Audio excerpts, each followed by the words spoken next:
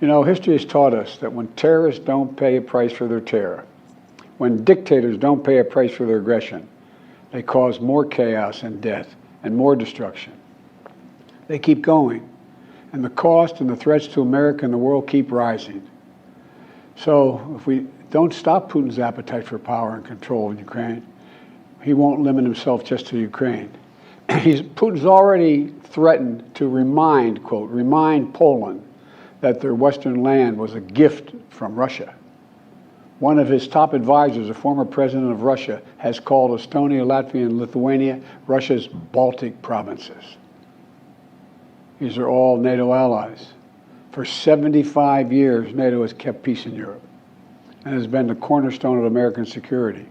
And if Putin attacks a NATO ally, we will defend every inch of NATO which the treaty requires and calls for. American leadership is what holds the world together. American alliances are what keep us, America, safe. American values are what make us a partner that other nations want to work with.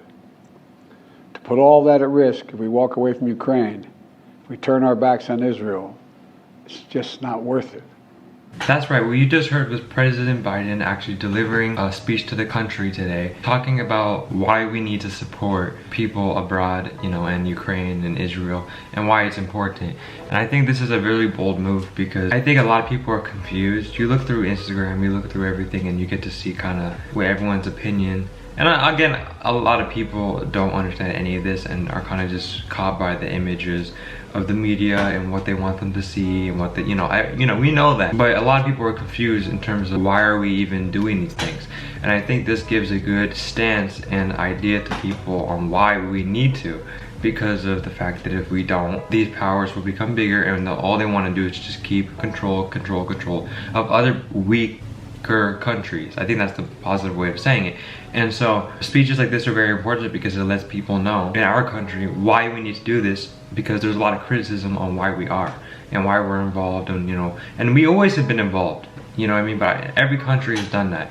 But I think now, because of certain reasons and who currently is our president, people want to make it seem something that it isn't in terms of regular terms of what we do.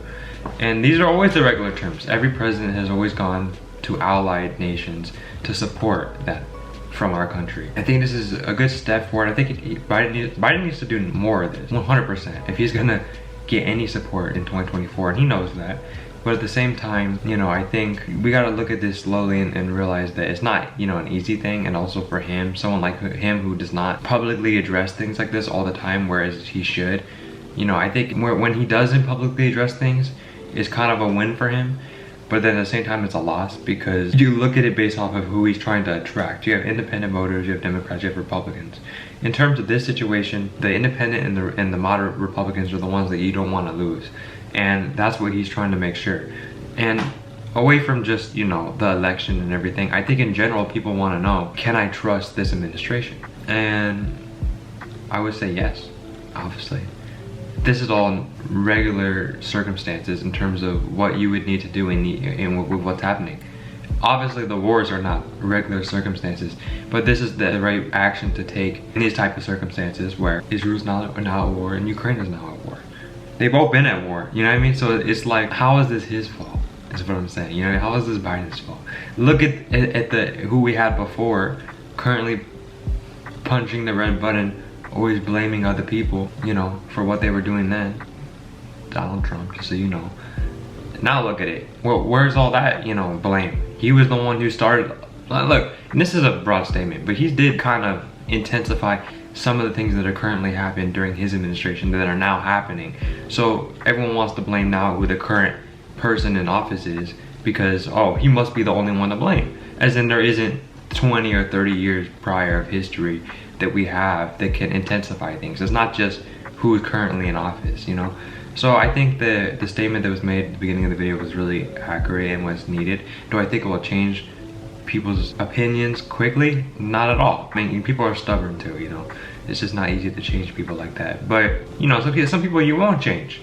But in terms of a starting point and saying something compared to nothing, this is a good start.